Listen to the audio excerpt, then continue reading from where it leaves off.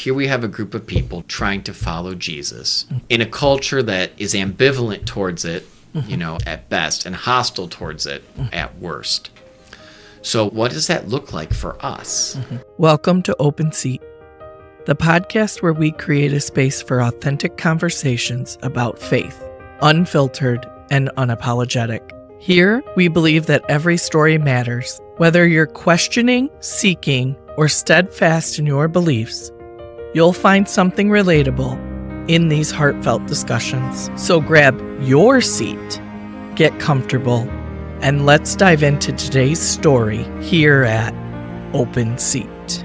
Well, today on the podcast, in the Open Seat, we have the very Reverend Michael E. Newman, OSFS. You have been with, St. Mary Good Counsel for a long time, since you were ordained, right? Well, before I came in 2007, I was then a student at the University of Toronto, St. Michael's College, where all the Oblates at that point went from our province to study theology. And we could do field placement, or we could do clinical pastoral education, CPE. And CPE is actually the one you probably should do. Like, it's how to do hospitals and stuff like that. Yeah. But I said, I'm never going to be a pastor. I'm never going to be in a parish. I'm going to be teaching high school Spanish till I die. So I want to do migrant ministry, see if I'm any good at it. And at that point, St. Mary Good Counsel, where the Oblates were in Adrian, did migrant ministry. And St. Mary Good Counsel had this other priest living here, Father Bob Schramm, God rest him, who was very liturgical, an innovator, and I couldn't understand a blessed thing he did. Why he did what he did, I had no idea. And I thought, I need to understand this. Because sometimes, people do something in liturgy or in life, and we just judge them, or we say they're unorthodox, they're a heretic, and we don't look at the why. And I just thought, I want to understand the why. So I called Bob up and I said, Bob, I'd like to come to St. Mary's Good Counsel for the summer. I want to do migrant ministry. I also want to learn from you about your unique liturgical style, because I just don't know anything about this and I'm judgy. He goes, well, great, I'd love to have you. So I come in for the summer, it's 2007. And I was here from May up until about August when I left. And it was a wonderful summer. I mean, we were at the migrant fields, same ones we go to now. We were there multiple times a week. Eric Jorge, who's one of our Oblate priests from South America, was here, so we became friends. I met all the Hispanic community here, did a lot there, taught English during the summer, worked with migrants, worked with our own people here. It was very powerful, made a lot of friendships I still have today. Just very powerful. So when it came 2 years later up for ordination, I called Bob back. I said, I'm being ordained a priest. I'm going to be in Toledo at St. Francis teaching Spanish and religion. Would you like help at your bilingual mass? Because he didn't like saying it. It can be stressful and it's foreign. And I said, I'd be happy to do it. He's like, really? I said, yeah. I said, when do you want me to start? How about next week? So I said, well, give me 2 weeks after the ordination and we'll do it. And so during the week then, I would teach during the week, and then I would come up here on Sunday and I would say the bilingual mass. And then at that point, Sacred Heart, we had a priest there, Father Geberly, and so he found out and he said, we have these dairy farms in Hudson. Would you consider coming out at night and saying mass and doing some catechesis with the dairy farmers? Not every weekend, but a couple times a month.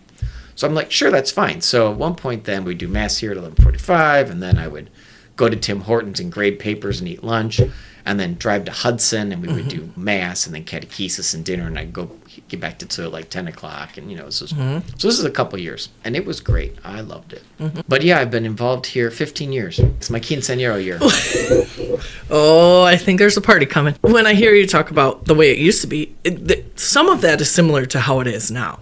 I don't know if people know this, but you're the chaplain at Siena still.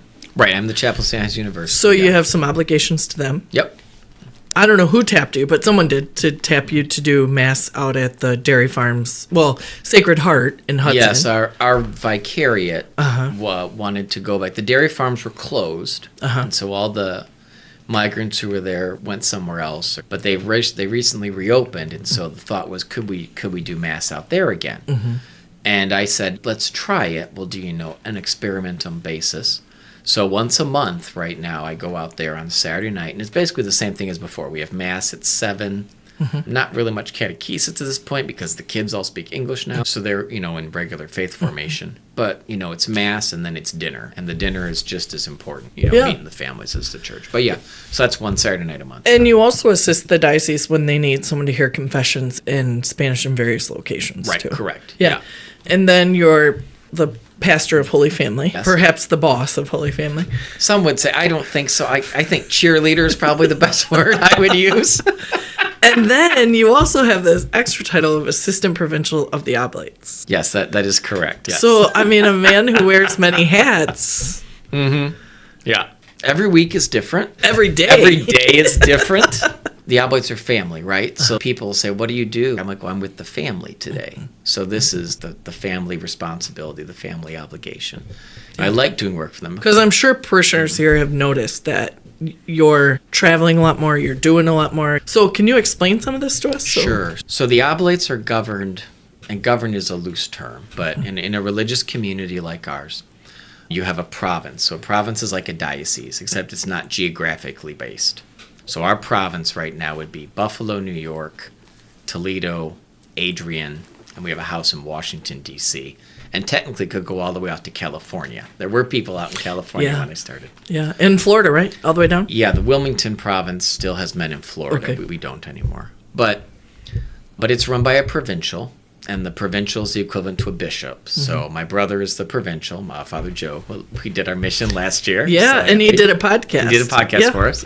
So he is the provincial, and then the provincial council assists him. And so that is myself, and then Father Alan Zobler, and then Father Craig Irwin, who is here as a seminarian. Yes. And so I'm what's called the Assistant Provincial, and by our constitutions, the only thing that makes the Assistant Provincial special is if the provincial is not able to perform his duties, the Assistant Provincial takes over. And if the provincial is made the Superior General or passes away or something, provincial has to call, the assistant has to call an election. I mean, I don't want to make it sound less important than it is, but I read the fine print, so that's what it is.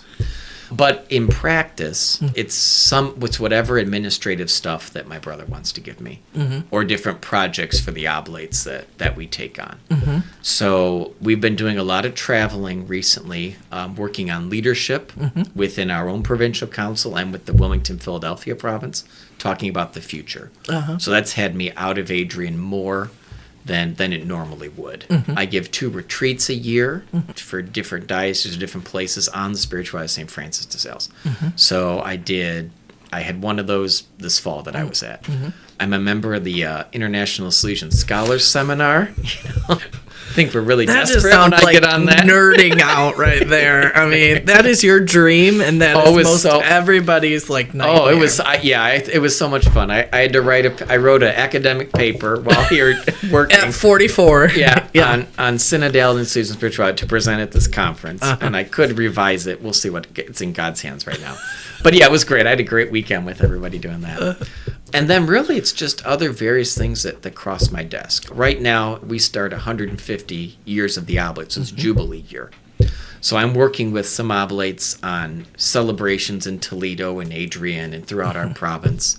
I'm also editing a couple little booklets that I would like to see us produce, during that year. So I'm reformatting them, retyping them, editing them basically. And all that just takes time. And then I continue traveling with Joe and others as they ask me to. Yeah, so that's potentially why we haven't seen you around a lot. A lot of it's been that. If people want to have a meeting, it's kind of like, oh, I'm sorry, but I'm not available for a little while because of all these other obligations. Yeah, it's rare. I mean, people are like, can I meet with you? I'm like, yes, but we're probably looking at next week. Yeah. And it's not a negative. I try to get as much into a week as I possibly can. Yes, I don't know that I've met anyone else who tries to stuff more in, which is just fascinating that we're in present time spirituality when I know, right? Your calendar just screams, I have 400 things to do today. Well, and I think that's why I like Assistant Spirituality so much, because it's a struggle for me to practice it, right? Like Francis says, pay attention to the man walking through your door. And I'm saying, I want to, but I've got to take care of this other thing right now. And yet the Lord has put this guy here or this person here. Yeah. So, okay, how am I going to respond to this? So then, okay, Lord, give me the grace to do it. Let me let go of whatever preconceived notion I have to fit myself into what you have. And that's so hard for me to do. I'm always frightened when you say to me, oh, I have this list of things I need to get done, because then I know some tornado is going to come wreck that. And I'm just like, oh, Lord, please help him handle this well, because, inevitably there'll be a sick call or, anointing at hospice or something. Yeah. And then all these plans are... But Father Tom Helfrich is now here, and he is so graciously said, I'm here to help. Yeah. And I accept that help. No, he has been a great addition. He's been a wonderful help here for the parish. I mean, that's been the biggest gift, is if someone comes like, Tom, can you handle this? Because I'm on a Zoom call for the next 2 hours or something, and I can't break away right now. That has been a really good gift. Yeah, his coming's been wonderful. And you've been Assistant Provincial of the Oblates for a long time, so... Yeah, I've been in leadership 2011, 2012, I think I started. So I think, 3 provincials, 9 years, 10 years as assistant. Right after you were ordained, it was 2 years. Yeah, because I spoke up at a meeting and everybody else didn't, and some, that's what I think. Other people might say something else. I was like, no, I just expressed myself strongly on the floor. And then after that, found that people voted. It's when I go to meetings now, I'm like, not going to say a word. Not going to say a word. I think it's somebody talks about Isaiah. One of the prophets says, this fire wells up in you and you got to talk. And I'm just like, tamper down, fire. Like, tamper down.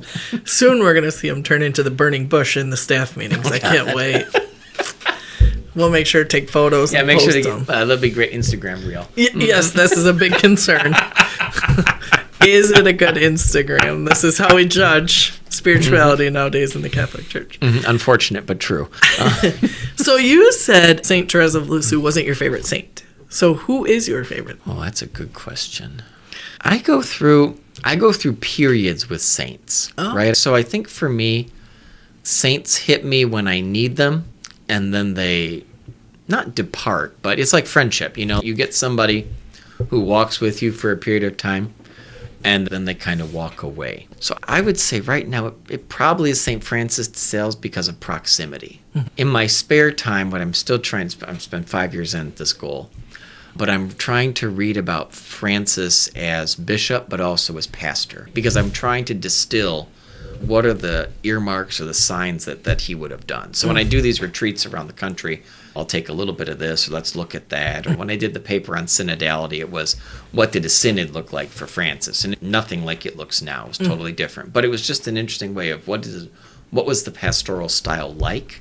And then what can we glean from that that's still applicable today? So I would say, at this point, probably St. Francis de Sales. That's an interesting thing, because I would think we'd be talking about St. Michael the Archangel as your number one in this world. Well, I do like Michael. I'm not going to lie. I use his stuff. When I do my rosary every day, I include the prayer at the end. I don't want to say I don't think about it every day, but it's like, be with me, protect me. When I bless cars, I always invoke him for the people in the car, right? And I always enjoy him fighting the dragon. That's one of my favorite things. Yes. So I wrote a master's thesis on that, so that was, Yeah, you have written some interesting papers. Who doesn't want to study Old Testament monsters? I can't believe that. Well, it wasn't just me. You missed the whole audience raising their hands collectively. I can't believe that. No. I mean, we all live for the monsters in the manger homily at the Epiphany. That's one of my favorite ones. Yeah. I feel like it's a brief synopsis of your master's thesis now. Well, so here's the bigger, I'll lay it out. Here's the big idea and the small idea. The big idea is this. So the Bible is the inspired word of God. Yet there are sea monsters in it. So how do you deal with this? Because a lot of times in the Catholic faith and faith general, we will say things but not think about the repercussions of what we say. So if I say this to be true, that's fine, but that carries a whole lot of other stuff with me. It doesn't mean it's not true, but there's a whole lot wound up in that. Here's an example. We may need to edit this out. But so a lot of times we'll talk about the creation story in the Bible, right? Like there's the creation story. It had to happen like this. Earth is made in 7 days, and it's this thing. Okay, that's Genesis 1. But Genesis 2 has a totally different story. Now the earth is this flat land and God creates people. And then sometimes we try and it's called harmonize. We try to put the two together. We totally forget Psalm 74, which is also a creation story where God splits the monster in two and then makes the earth grow out of it. So there's a whole nother one. Or Psalm 89 where he does the same thing. So I'm here in college going, I'm going to dedicate my life to the faith. But is this earth? Is this a sea monster carcass? What is this? And nobody's talking about it, but everybody's on Twitter. Well, the Bible it's years old because this. Okay, but I'm sorry. If it is, what does this mean? How does this work? And I had a professor up in Toronto, John McLaughlin, who was really into this stuff. I said, I want to learn about this. He goes, well, you got to learn Hebrew. I said, okay, well, I already studied. Okay. No biggie. So I enrolled in Hebrew. The guys I just thought you say no biggie. I just enrolled in Hebrew. Well, I could, and I thought I've never done a language like this. It looks really cool. Next week I'll be doing Aramaic. I did learn some of that. So I did the same thing with Spanish. I bought flashcards.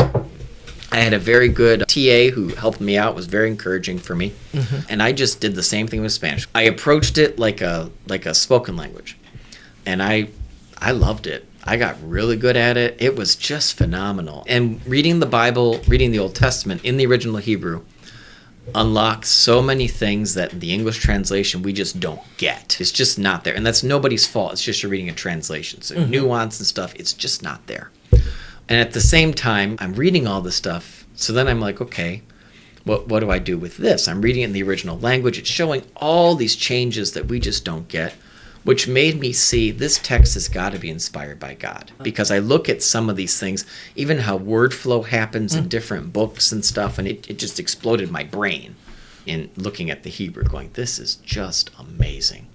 And then when it came to the monsters, right, I found a lot of that actually was also Canaanite. So Canaanites, there are different languages. One's Ugaritic, so you got to learn hieroglyph language. I wasn't able to take a class on that, but I was able to do a little bit with it. And so I can remember this TA unrolling these scrolls for me up in the top of the university library.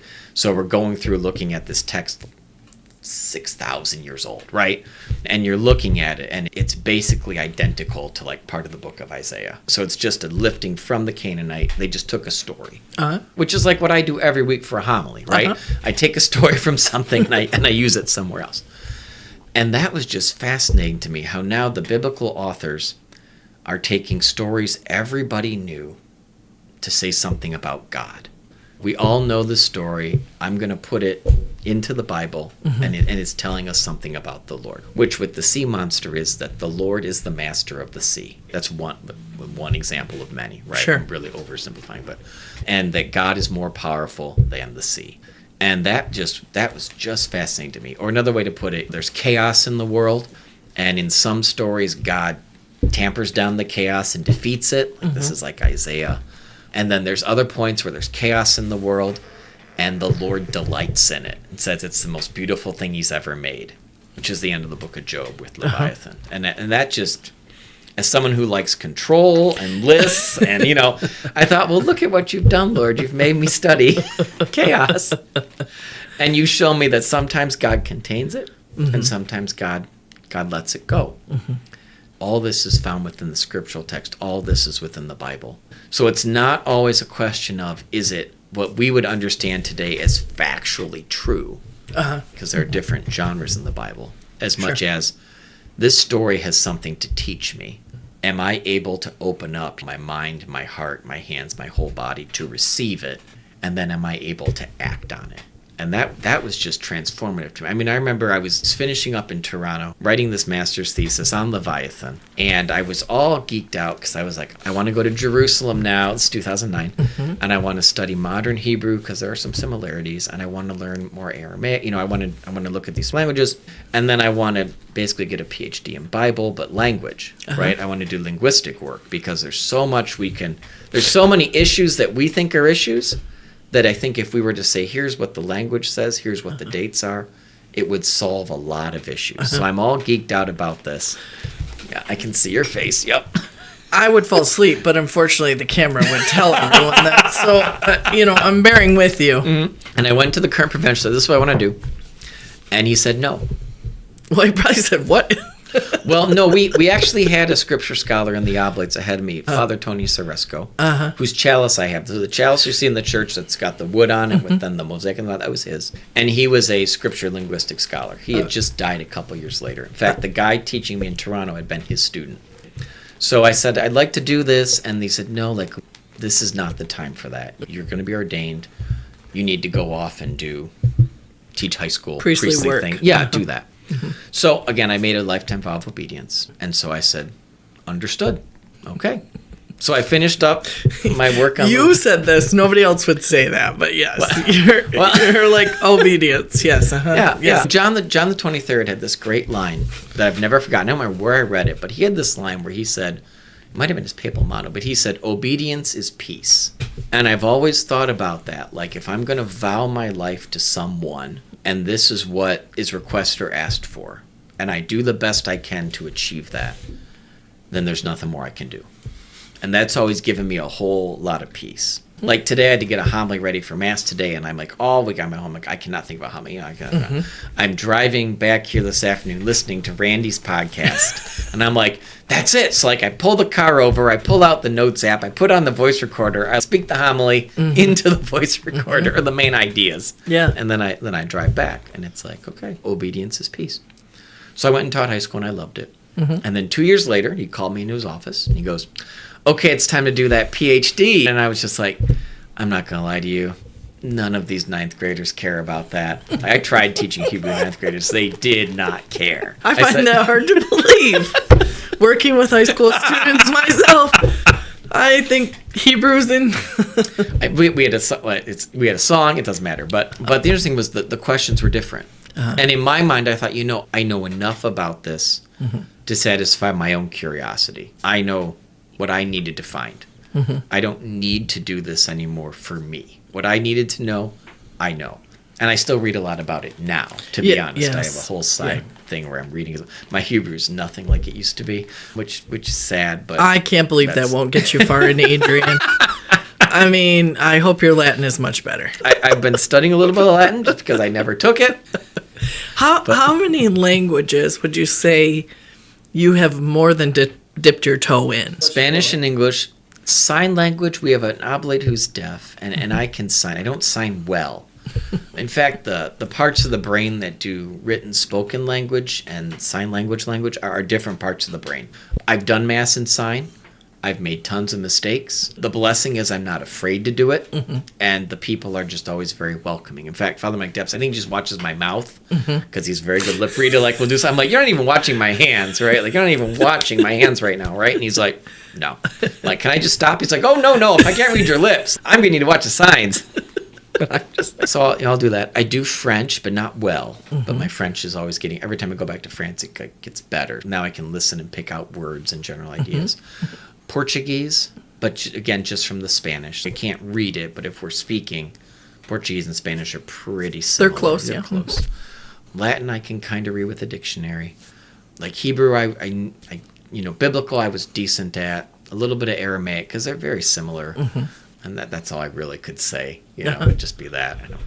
And that's been, over the last 20 years, you've studied all those languages? Yeah, you figure I started Spanish in 95 in high school, and have never stopped Spanish. Yeah, but outside of that, sign language. Sign would have been 2000. Biblical languages. Yeah, that was a couple years, yeah. I think you need to find a hobby. I think that was the hobby. I'm afraid to go on Duolingo because I might never leave it if I've been doing it. That's true. We definitely need to, but perhaps finding a game or something might be a good idea. More. Well, you do Farmville and Candy Crush. I do Farmville, Best Fiends, not Candy Crush. Best I just Fiends. started Farmville. It's very addicting, and Best Fiends I'm still working on, but that's probably as close to working on a farm as you're gonna get. Right? That's exactly Farmville. Right. You could work at Maria's farm, taking care of the chickens and the. I could, but it's just like camping. I was in Cub Scouts till all of a sudden Boy Scouts. They're like, you got to pitch a tent and sleep outside. I'm like, you got to do what? I was like, oh no, my idea of camping is like going to the Holiday Inn, right? Like that's enough. This whole outdoor thing for fun, that's crazy. So I can just imagine. I didn't last long. I think it was like 2 days in Boy Scouts. I'm like, I'm done. That's not happening. Let's move on. What would you say maybe the next 10 years hold for you? Anything different? Like, is the potential to go study still on the table, or is there something that's unfulfilled in what you're hoping to achieve? I could see Pope Michael. I'm not wishing death on Francis in the next 10 years, but we need a little help getting you to cardinal status, that's for sure. Yeah, I don't speak Italian, so I think I'm okay not worrying about the whole papal thing. Don't think it's going to happen. And I think some of the stuff I've done here, they're like, we do not want him. I don't understand. A man who speaks like almost 8 languages decently and writes papers for fun in his spare time, why wouldn't they want you? Oh, okay, I don't speak 8 languages. That's a little exaggeration there. I would say English and Spanish, a little bit of sign language. The others are good. No, all kidding aside, I think what I'm most interested in now here in Adrian is, our own ability as a parish at this time in the Catholic Church. Like, what do we do now? Like in the United States, I hesitate to ever use words like decline or rise. I just don't think they're helpful words. But instead, it's like, here we have a group of people trying to follow Jesus in a culture that is ambivalent towards it, at best, and hostile towards it at worst. So what does that look like for us? And then as we do that, I'm so conditioned to think the things that we have now we're always going to have, right? Whereas in reality, that may not be the case, right? We don't know what's going to be happening in the future. I also find that incredibly exciting, right? When it's like, we don't know what's coming forward, but it's going to be something. And we're still going to be able to find God and Christ in that. If I'm able in present moment to pay attention to it and realize it. So that's what I think for here. For me personally, I honestly don't know. I don't have any desire at this point to go anywhere than where I am right now. No, I don't mean leave the parish, but you did the Salesian Symposium this year. Which, I did. Which you had previously not done, but had some desire to do. Scholarship for us, I think, is important. Us being the Oblates. I like doing that work, to be able to read that stuff and think about that stuff. And my French is still... It's okay. It's not good enough where I would want to say I could translate a whole document and pick out the nuances. That's not there. I wouldn't mind someday going and really, I think it would take a year or so just to really immerse myself in French, to learn the original language of the founders and whatnot. And then to kind of do the same thing I was saying about the Bible, right? You read these documents, you're able to pick up ideas, what's really important, what stands out here, and then to do that kind of cultural work and spiritual work. Francis de Sales has certain words that mean certain things in his spirituality that don't in others. How do we best reappropriate that for today? That's of a huge interest to me. Father Brisson did the same for the Oblates. How do we reappropriate the idea of the presence of God, which is talked about in monasteries and stuff where they're sweeping a floor, to today where there's a robot that can sweep the floor for you. Like, how does that work today? Where is God found today? So that's a huge interest of mine. I feel like studying in France could happen given your current provincial. There could be like a little pull, if we will. Everything is possible. I think if I were to request, he would probably say, okay. Going back to when I was in college, I know it's there when I have this burning desire in my heart to do it. And that desire is not yet present. So when that's not there, I don't move. And people go, what's an intellectual? I'm like, it's really not. It's a feeling. Right? Yeah, for as intellectual as you are, you're a really big feeler. I'm a big feeler. Yeah. It shocks people like, oh no, like I just do that by my gut. They're like, really? I'm like, oh yeah, I just feel it. Well, it's like with people, like at church. Deacon Lennell says, he's like, I don't know why you're going to have that homily there because you're just going to walk around and not use it. And some days he's right because I've written something and I'm looking at the people where I come early to church, talk to people, and I'm like, this is not where we are today. So I'm going to talk about something totally different. Yeah, last Sunday you just did that for the RCIA Rite of Welcoming. You're like, you know what? I'm scrapping this and we're going to go here. Oh, yeah. And then Maria made it beautiful because of the reel she did. I was like, oh, I sounded really good there. Wow. I know. She makes all of us look really good. I'm so grateful to her. No, but that was it. Like, we had the Rite of Welcoming, and I had this wonderful homily on, we have this thing about RCA here, which I like, which is, you encounter Jesus, know Jesus, you love Jesus, you live Jesus, right? That's the 4 stages. And I had this whole thing out with stories and stuff, and I'm just looking at them, but I can still see them because I'm looking at them. They're right here. And the thing about it is I don't know them all really well, but I know their stories. I know their sponsors, most of them, and what's going on. And I'm like, this is not going to help us right now. Or that's not the right word to say. This is not. It's not the right time. Yeah, this is not the word that needs to be proclaimed to these people right now. Let's just do something different. And then you just say, okay, Holy Spirit, let's make something work. And then you take an idea or two and you're like, okay, here we go. And then poor Kurt, I think, panics because he turns the cameras around. And I try to stay in the ambo now, especially 4 o'clock mass, because we're sending it to the nursing homes. And it's just a better picture for all of them if I just confine myself. And I know it's better on the internet, I think, for people when I do that, because I'm trying to think of the sick, the homebound, those who are at home who send us messages like, thank you for broadcasting mass or sending this out. But yeah, the extended parish, right? Right. Yeah, the extended parish. I'm always mindful of them, but some days you're like, just got to do this. But it's a gut. It's a gut feeling. Yeah, I mean, now it's not just homebound, but we have people watching in foreign countries. We've got the people watching in northern Michigan. We got Philippines love us. The Philippines. I think we could get a strong following in Venezuela out of having Fiorella here. It's possible. It's possible.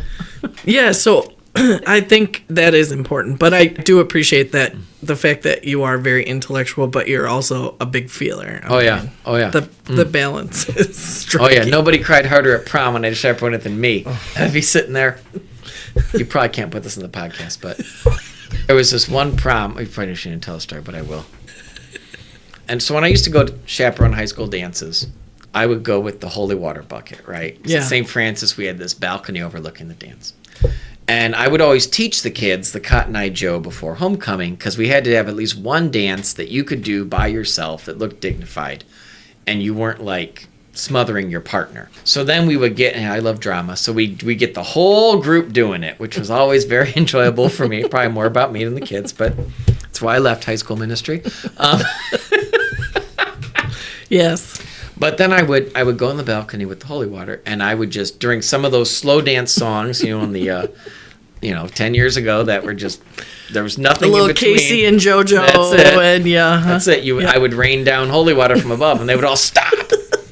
And they would all separate, and they would all look up. And then I would just be looking down at them, going like, little blessing. And then they would wave, and they would wave. And then we go right back into it. I would just like to ask, is there anything else you want to share with your captive audience? I think the biggest blessing, people often look at the parish and say, like, the parish is going so well because of what you've done. And what I generally like to say back to them is, we are all here in a group together, right? And that's why this is going as it's going. I even hate to put well or not well qualifiers on it, because that's all subjective. Like, how do you measure success, right? Jesus is not about success measuring, like by Instagram followers or anything like that. Although you did blow up with your Playboy homily. He did. I want to thank Monsignor. He's over at St. Joe's campus. I see him every time I come by. Kern. That's right, Monsignor Kern. But the Lord Jesus was really into just individual conversion, one person at a time, and then moving forward with that. And so, a lot of times I'll be like, oh, I wish, envy is a key thing. Oh, I struggle with envy. Why don't we like this? Why don't we have that one? And then you can miss all the grace that actually is happening because I'm so focused on something else. Instead of saying, look at the wonderful things God has done here and look what I'm able to participate in. Or the line I like to use most for my life comes from Henry Nouwen, but Nouwen goes, my deepest vocation is to be a witness to the glimpses of God that I've been privileged enough to catch. And like when I'm saying Mass here and going up the aisle and I'm looking at people, and people hate it when I look at them. Not everyone, but some people are like, they look down, they look down. Some people are just like, oh, hey, and then we got the kids who love it. And so I'm like waving at them. But when I go into church and I see people, I remember, well, your mom just died. You're sick with this. You just won the softball tournament. You just had a baby. This is the 1-year anniversary of our say. It's this whole communal thing.